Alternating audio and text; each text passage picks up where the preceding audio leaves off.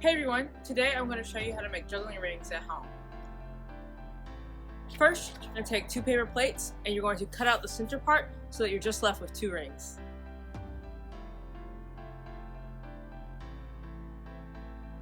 One ring should be completely flat and then the other one should have a little bit of this ridge still here. Next, you're going to fill the plate that has the ridge in it with rice. Juggling rings don't normally have anything in them, but the rice makes it feel heavier and more like a regular ring. There's no exact amount of rice that you should use, but you want to make sure that it's full and evenly distributed. Next, you're going to take the flat plate and put it on top of the plate with rice. Next, I like to wrap the plates in aluminum foil. It's not necessary, but it does make the next part a little bit easier.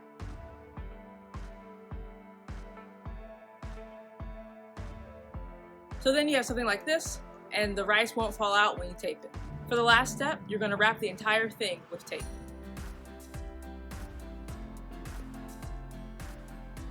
In the next tutorial, I'll show you how to juggle the rings you just made.